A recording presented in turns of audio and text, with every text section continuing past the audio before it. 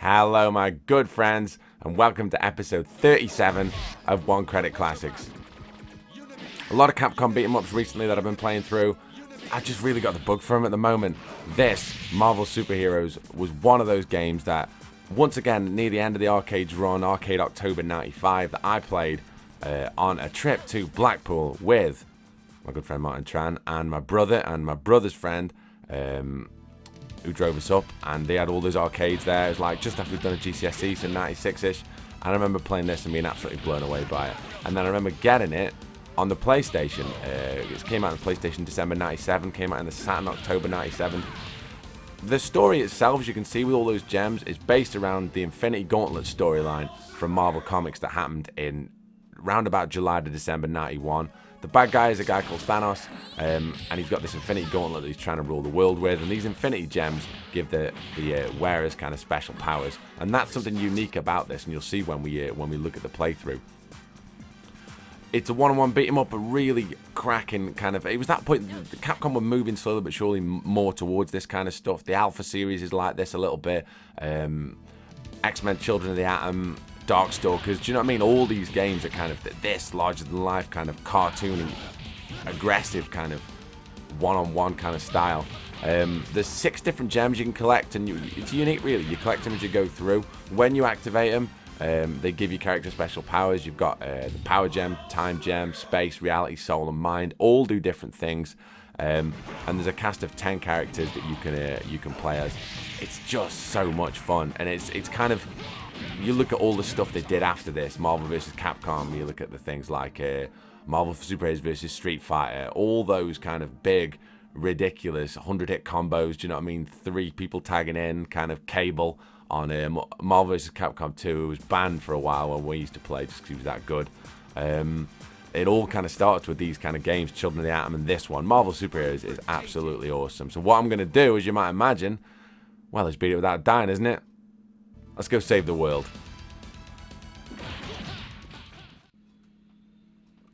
It's that time already, isn't it? I'll be using Juggernaut for this clear. Simply because he hits super hard compared to everybody else. You don't need to get as many hits in order to finish people off. The super moves are good. As you can see, all his moves really hit. And which is pretty funny as well. Right, you see I've got a couple of. I've got the Reality Gem, he's got the Power Gem. Well, he did have the Power Gem, I've got it now, sick. You get bonus points for having the gems left at the end, but we're not going for a high score or farming any points, so I'm going to be using these gems quite a lot. What I'm going to. Nice. What I'm going to do is when I get one Super Energy, which is now, I'm going to use the Power Gem. Oh, I can't believe I did that. That was the Infinity Count. You do that by mistake. I was trying to. I'm actually with the gem now. I'm just trying to take him out pretty quickly. He does so much damage.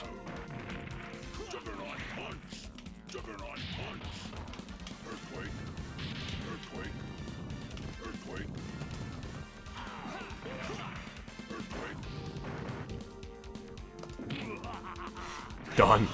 Just slat him on the floor. He pretty much is on this, if I'm being honest.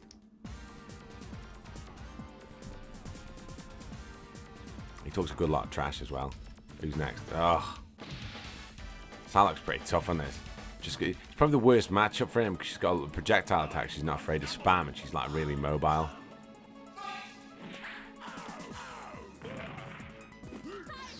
Like that.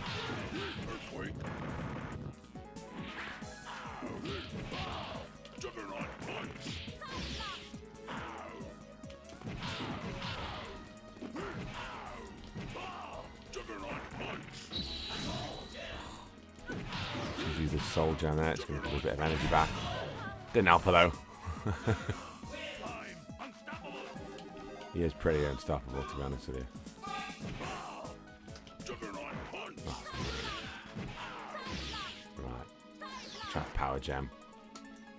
Power Gem and then Juggernaut Head Crush, if you can hit that. No, she can block that, is she? Yeah. Never mind. I can get something.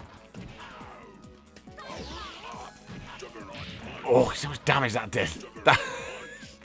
He's got a move Juggernaut has where you power yourself up and right, which is dangerous when she goes like this. She's gonna be back and forth.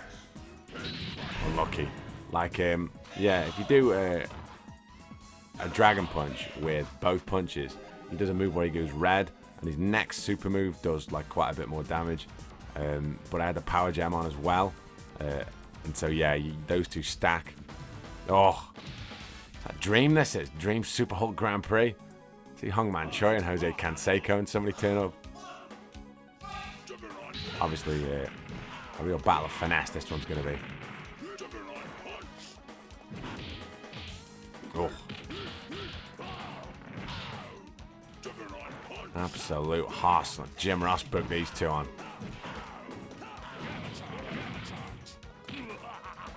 Nice. Beautiful. Choking on such a badass. Gonna try. Hit the power gem.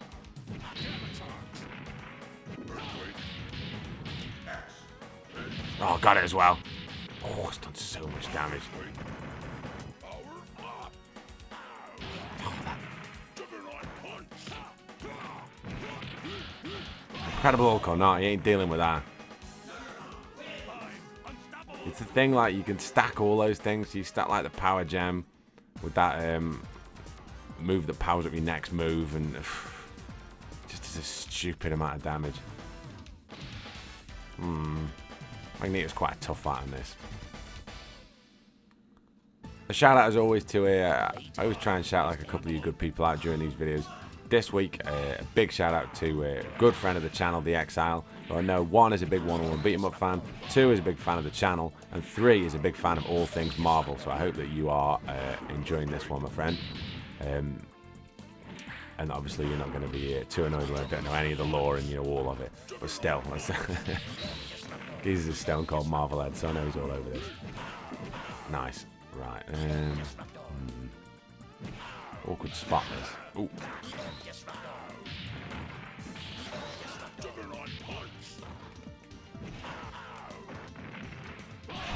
Nice. Pure finesse. Right, so what I'm going to do is I'm going to pop the power gem off the off and see how quick I can get a head crush on him.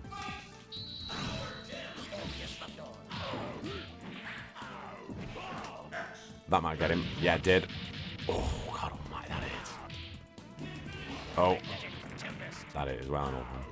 Now what I can do, pop the soul gem, and get a bit of energy back. See, Thanos, like the last boss, is hard, but he's only hard because you don't get any of the gems, because he's got the gauntlets, which I mentioned in the start was part of a Marvel Comics storyline that happened in the early 90s. So yeah, Thanos has got, it starts with all the gems, and you can hit him with special moves and knock him off, but he generally doesn't give them up too easy. So yeah, Thanos wouldn't be there if it was like a normal just kind of fight without any special things. I don't think Thanos would be that hard, but the fact that you don't get any gem power-ups, obviously, as you might imagine, make the whole thing a bit more difficult. Black Art's an awkward one. A lot of moves that come at kind of odd angles and stuff like that. Oh, shot though. Do you know what? I think I'm alright, although I might. Suck it. See if I can get some shots on him here. Just blocking everything. Oh.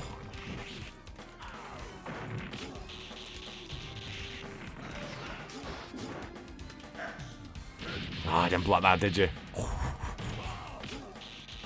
Right, I need to use this Jemmy, I think. Jump out of the corner, right. Chucking all punches is so ridiculous. Cheesed him in a corner, right, what have I got? Got the space one, I might use that actually, because that's like a shield. Absolutely plow him.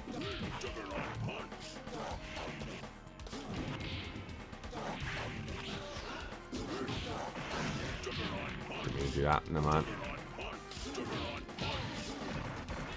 Hey up.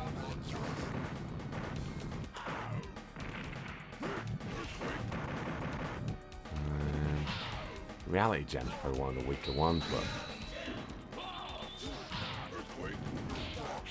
it doesn't actually last very long in that. It just means that your moves do have like fireballs that follow you or things like that of that nature. Which isn't like isn't the worst thing in the world, but it's not the handiest. Nice, another cheese was it? Of course it was. I can't even think what match that was. Was that 5? There's only 8 as happened. Shame if you wound up dead. Right. Oh, this dickhead. I tell you what, of all the characters on this whole thing, even Thanos, like, I hate fighting him. Because he's just so... He just spams everything. How long before he spams Unibeam at me?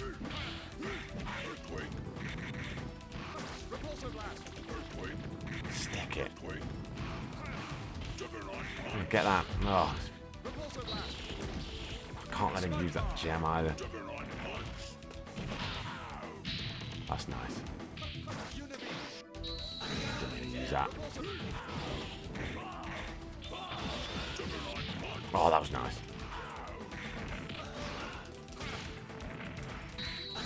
Block. I can get through that. Look, what an absolute phenom. You pretty much are at this point. God, it's hard not to love Juggernaut here.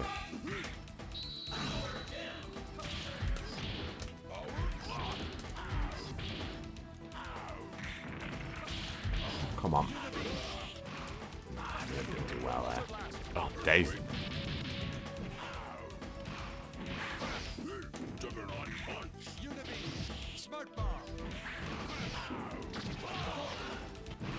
Unibeam.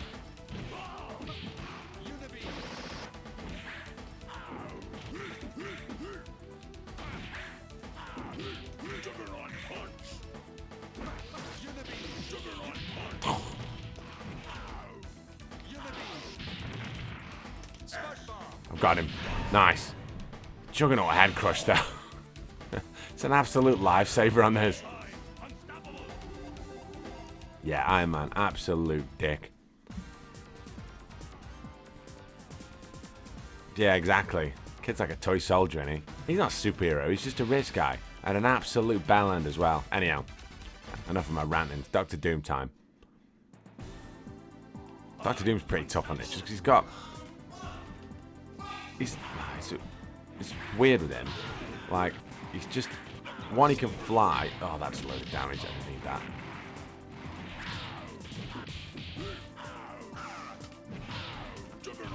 Nice, I thought I got it.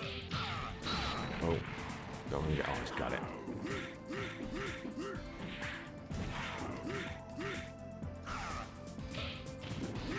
I think I got it now, have I? Yeah. Get that power gem. Oh, you got it.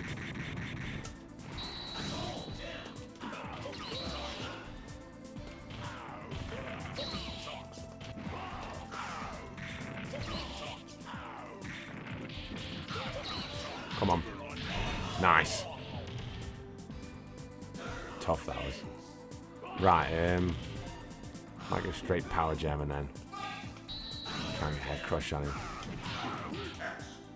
Oh, not just head crush, jab, hard punch, and another bit of juggle as well. I mean, I've made the most out of that.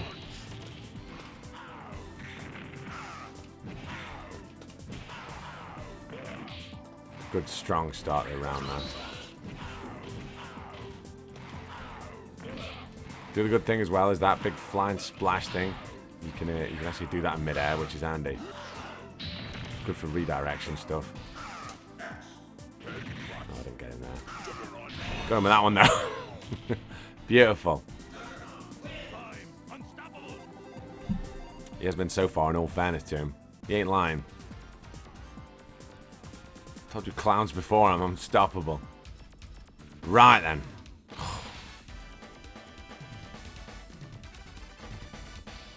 Thanos is pretty tough on this, as you might imagine.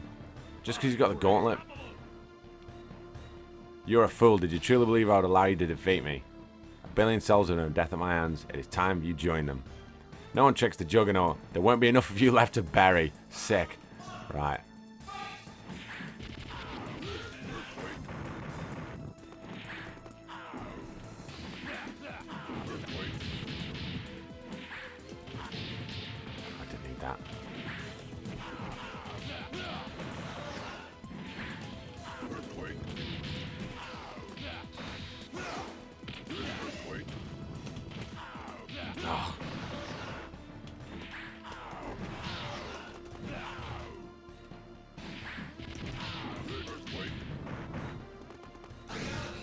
Come on.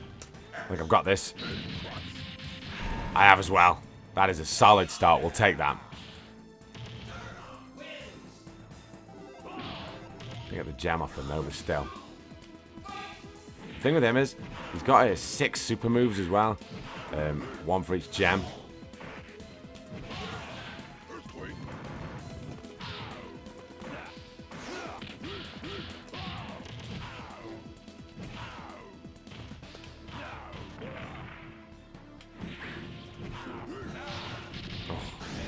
Block that. God, that was a risk. Worked out well though.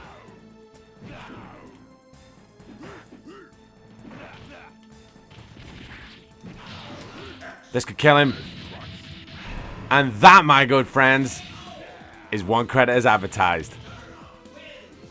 I'm made up for that. What happened with this was like, I did a practice run and did it fairly simply. And I was like, oh, awesome.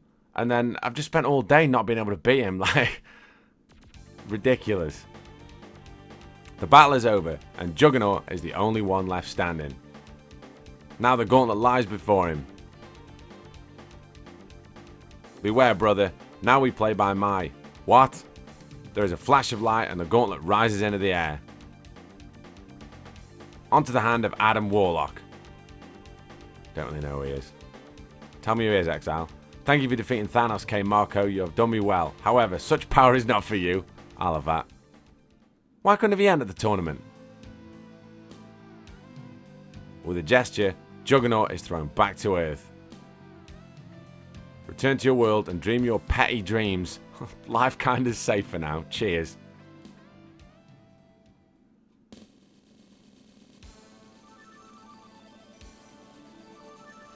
And that is that.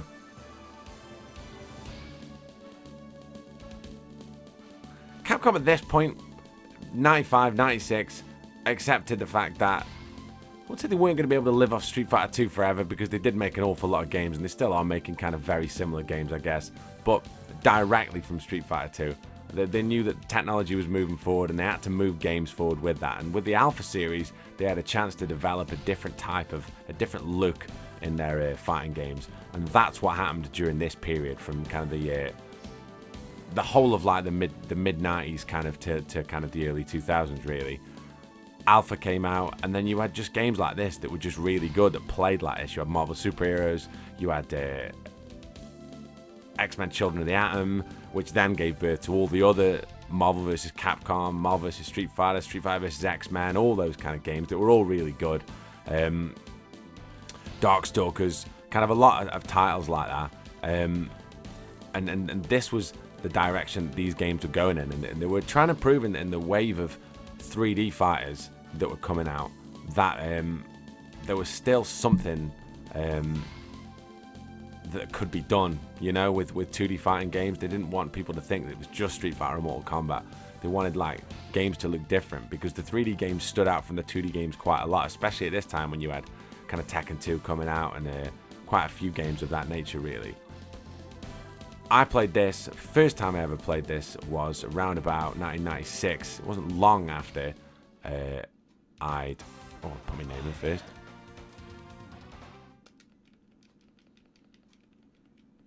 Shout outs from the game, my parents. That having a name that abbreviates to 3 letters, just really sick at this point. Special move 41, yeah. And then especially that Juggernaut head crush is just so powerful.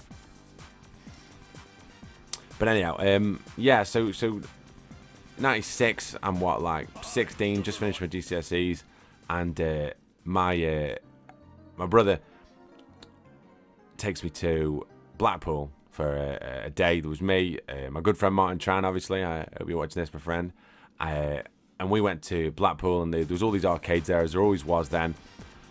And they had a Marvel Superheroes machine, and I remember playing it and thinking, God, that was amazing. I remember playing as Juggernaut, and Mark had a few games as Spider-Man, I want to say, and it looked different, and it was that evolution of games.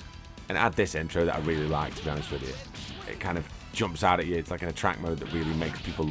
I remember seeing this and hearing this music and thinking, wow, like, I hadn't even heard of it, because, I mean, you're talking pre-internet. I might have just read about it in a magazine or something, but, I mean, video game magazines then didn't really preview new arcades that were coming out. It was only when it came to console versions.